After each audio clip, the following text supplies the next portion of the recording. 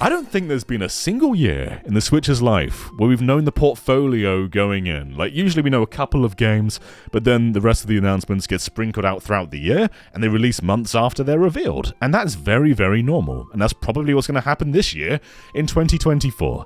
But regardless, we already know of so many cool games coming to this system, and I came up with around 30, and I didn't want to fill out this list with just padding. These are legitimate games that I really want to play, and I wouldn't be surprised by the end of year if I've played and bought all of them, because they really are that high tier. Anyway, let's talk about these elusive games. What are they? Tell us, pre-recorded John. To kick off the year, we have a game that I am very excited for. This is the return of Prince of Persia for the first time in around 15 years. It's Prince of Persia: The Lost Crown. The series is returning to its 2D roots, but this is far more a reinvention of the series, turning it into a Metroidvania, and in fact you don't even play as the prince, you just play as some other guy. But man, it looks rad as flip. There are so many cool inspirations from games like Metroid Dread with the parry system, and it just looks like the most creative game Ubisoft has made in, however long ago Rayman Legends was. That's how good this looks. And then we have Another Code Recollection. I've always been a big Another Code fan. I feel it's one of the most underrated Nintendo series, and this is the first time in America that you guys are getting the sequel Another Code R. But are you really getting that exact game? Well, going by the demo which has the first game, no, not at all. Another Code Recollection is essentially a ground-up remake from scratch. Every puzzle is unique. You can't even compare these games. There's no side-by-side comparison you can make, because every area and facet of design is completely original. This may as well be an original entry in the Another Code series, and the fact that there's two games in one is crazy. All that it really has in common with the originals is the baseline of the story. Other than that, this is totally new. Level 5 are back in 2024 with a bunch of games, but first up is DECA Police, one of their brand new IPs. This recently got delayed out of 2023, and it seems to be an open-world turn-based RPG, and man, the style is just off the chart with this game. There's still quite a few unknowns, but this game just looks so rad as flip.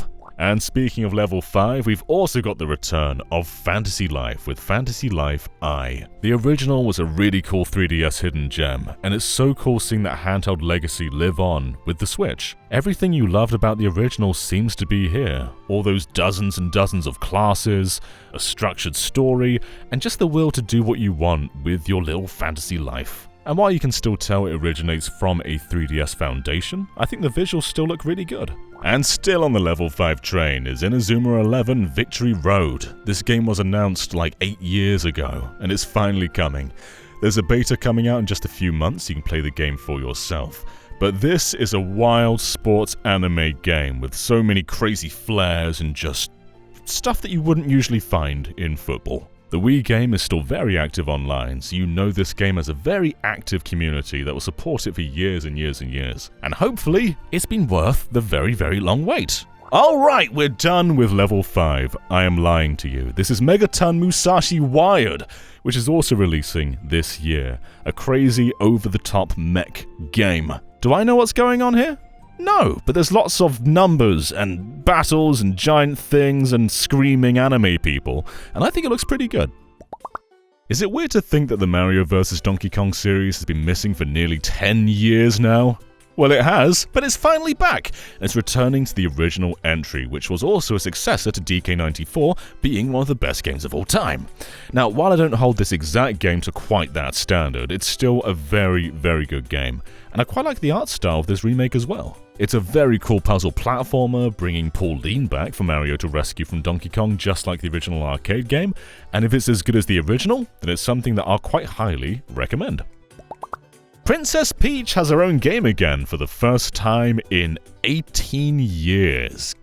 What do you mean this game's 18 years old? Princess Peach Showtime looks like a really cozy game, really allowing Princess Peach to be her own character with all these different costume changes and expressions. It just looks super, super fun. You can be a sword fighter and hit people with your sword, or be a baker and bake lots of things. They're of the same standard. I don't really know what to expect from this, but it just looks like a really cute game, and I hope it lands because Princess Peach deserves a really great game. Coming out in the summer is Luigis Mansion 2 HD. For some reason, this game was announced a really long time ago, and I'm not really sure why, because it just kind of seems like a basic remaster of the 3DS game. It looks very similar, seems to have all the same features, at least that we know of. There's nothing really new about this version of the game. But if you were a fan of Luigi's Mansion 2, then here you go. It no longer has the Dark Moon subtitle in America. The 2 has won. One of the most anticipated remakes of the year, Paper Mario: The Thousand-Year Door. They are finally returning to the RPG roots and giving us a full-on HD remaster of The Thousand-Year Door. It looks absolutely stunning. Obviously, if this performs well, it could set the precedent for the future of the series, but I'm fairly certain they know this is what we want because they're finally giving it to us. And hopefully, not only is this going to be a great remake, but it becomes the foundation of Paper Mario going forward. A lot resting on this one. Capcom are giving us the Apollo Justice Ace Attorney trilogy, which consists of Apollo Justice, Dual Destinies, and Spirit of Justice. While these may not be considered the best of the best, it is so cool that they're getting these games off their platforms. The first one being a DS game and the other two being 3DS games. In fact, those 3DS games never had physical releases, and with the eShop now gone, there's no way to legally play them. So allowing them to relive their life in HD on the Switch and just be purchasable legally is a very cool thing. I've wanted classic Tomb Raider re-releases for a very long time, and the fact that Tomb Raider 1, 2, and 3 are finally coming in one big set is very exciting for me. These have a Halo Anniversary style toggle with the original visuals and also these more HD PS2 looking visuals, and while I'm not a huge fan so far of how these remastered visuals look, I still adore that the original ones are there, and you can play them in a higher frame rate in HD. It just looks really cool. And Tomb Raider 2 is one of the best games on the PlayStation, so allowing this to live on a Nintendo platform for the first time is rad as flip. Unicorn Overlord by Vanillaware. Need I say more? Probably. This is a gorgeous looking strategy game, and if you've played any other Vanillaware game like Dragon's Crown or 13 Sentinels or Auden Sphere, or Remastered, then you know that this is gonna be a banger. It looks absolutely stunning, and the core gameplay looks a bit different to other strategy games, which is very, very cool. Auden Chronicle 100 Heroes is finally releasing, the spiritual successor to Suikoden, and it looks absolutely stunning. For those who've not played Suikoden, it's basically a turn-based RPG, but you can recruit so many different characters and make this ridiculous party. Auden Chronicle looks a bit like an HD 2D game, but it's really pushing the boundaries of scale. There's so much love poured into this, from the soundtrack to the visuals to just everything else. And this was delayed out of 2023, but it is finally releasing now in a few months in 2024. But also, Suikoden 1+2 Remaster, and I can say many of the same things for this one.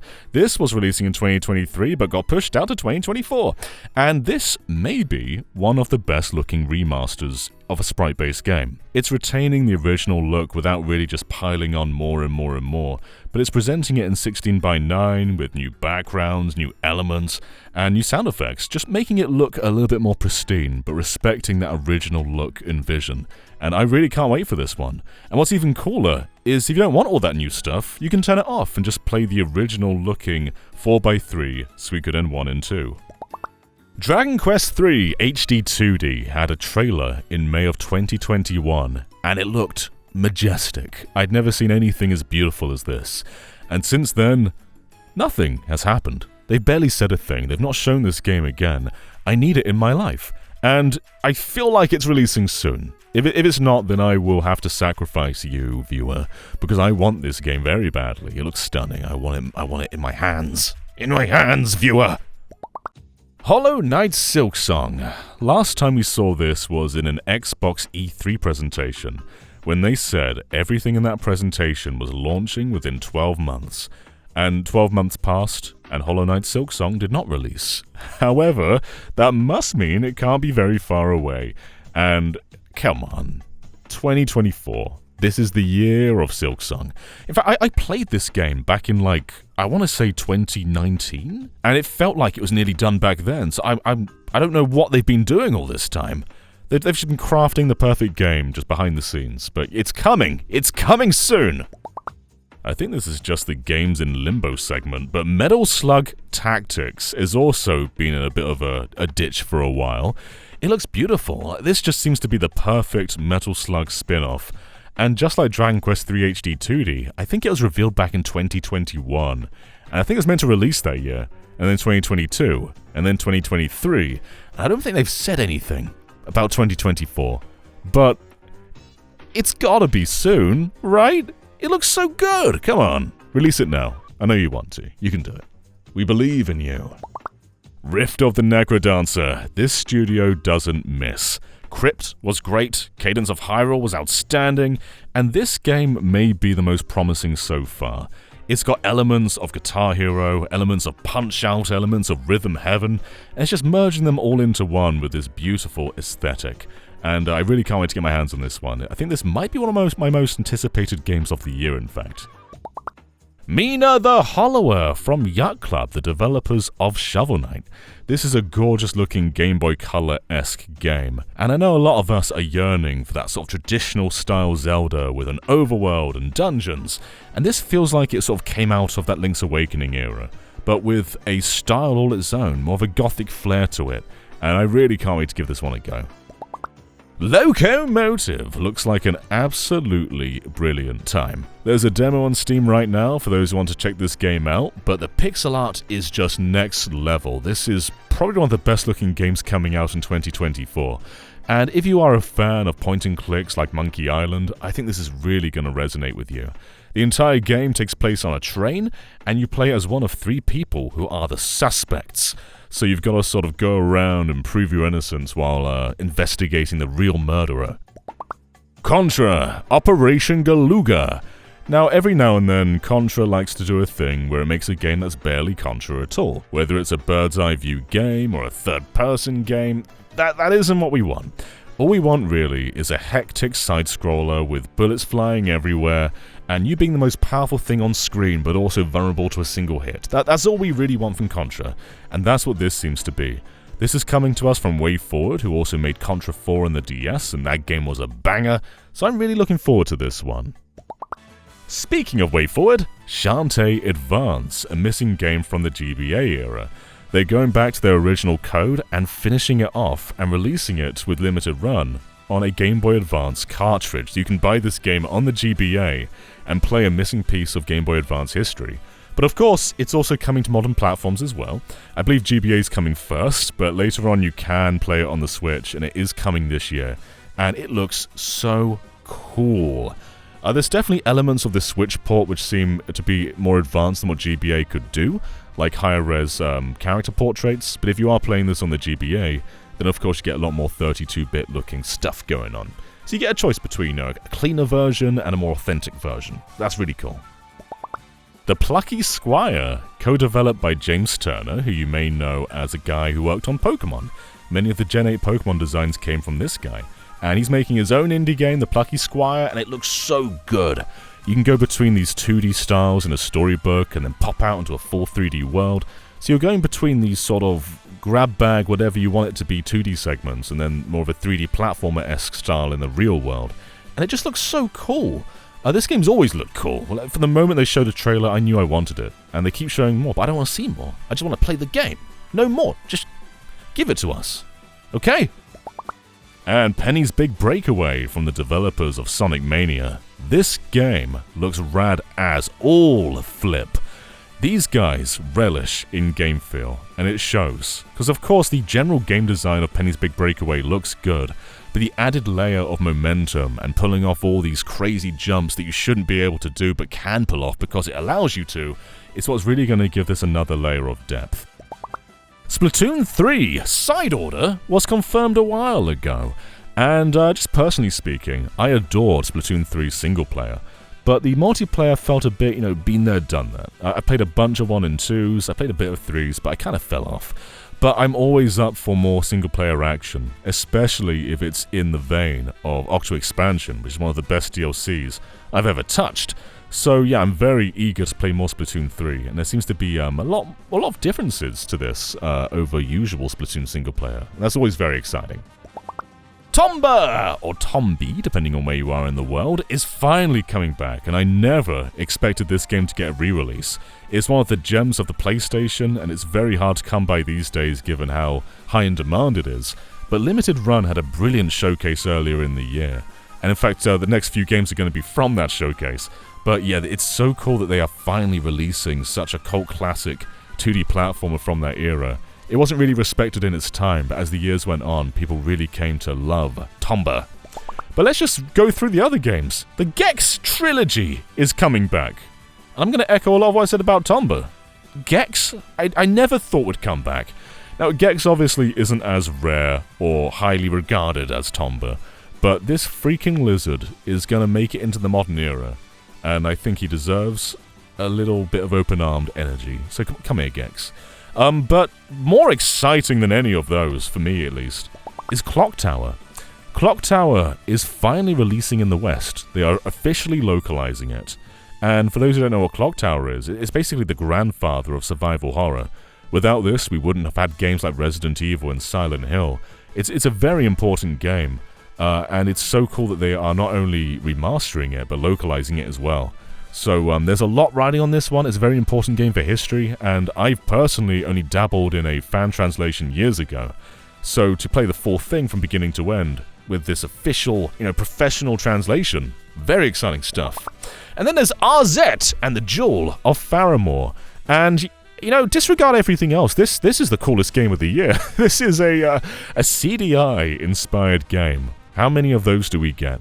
Everything from the gameplay to the cutscenes to the voice acting is meant to mimic that era, apart from actually trying to make a good game out of it. So, while there are all these references to the Zelda and Hotel Mario games from the CDI, they are very much trying to make something actually respectable out of it, while also, of course, leaning into the parody. Yeah, wild. Can't wait for this. Now, here are two games we know nothing about. This one may not be releasing this year, but it probably is. Metroid Prime 4. This was announced in the Switch's first year in 2017, back at that E3, with no details, just a logo and some unknown developer. Then 2 years later, in 2019, development was restarted with Retro Studios. And a 5-year development time isn't unheard of, especially for a game of this scale. It's just we don't usually know as soon as the game starts development. So from 2019 until now, 2024, that 5-year gap, it's not uncommon. We should be expecting this game soon. Whether it's on this incarnation of the Switch or whatever's next, it is probably coming this year. And if it's not this year, then man, this game's had a lot of time in the oven. But yes, I can't wait to finally see what direction Prime 4 takes. And the art of Prime Remastered was so stellar for the Switch. That's probably one of the best looking Switch games we have. So if it looks anything like that, it probably look better than that, then we are in for an incredible time technically. But I can't wait to see what they do with this huge gap between Prime 3 and Prime 4 in terms of gameplay evolution. And finally, we have Mado Monogatari 4. And if you're wondering what this game is, this is the predecessor to Puyo Puyo. So before Puyo Puyo was a thing, Compile made an RPG series starring many of the characters that would appear in Puyo Puyo, with Aal being the main character. Sega have been licensing out a lot of their IP, like Panzer Dragoon and House of the Dead and Streets of Rage, and of course they're rebooting their own series in-house as well. But with this, they're allowing the original owners of Puyo Puyo, Compile, to go back to their original series and make a brand new game. We know nothing about this, really. We've seen some character art, which is very cool to see Compile-style Puyo Puyo characters in this day and age, because now it's made by Sonic Team Puyo Puyo. So to go back to this is crazy. But yes, this is coming, hopefully this year, in Japan at the very least. We don't know about the West. But wild! This is a crazy game. This shouldn't exist. Compile don't own these characters anymore. It's crazy. It's wild. Do you understand how crazy this is, viewer? Holy moly! That's a lot of video games. Are you going to play each and every one of them? Well, if you do, be afraid, because that's just what we know of now. There's going to be so many more announced over the course of the year. And just to close this video out, I'm going to make a bet, alright? I feel like I have no reason to feel this, but I feel like this is the year that Mother will return to us. And that isn't to say my mother ran away when I was young, I'm talking about the franchise. I think we'll get a remake of Earthbound this year. I think it's releasing in October. And if nothing that I said is true, if we do not get the remake, if it does not release in October, then I will have to just roll around on the grass for an intro of a video. Okay? Hold me to it because I'll probably forget. Anyway, have a great year, 2024! Whoa! See you next time! Bye!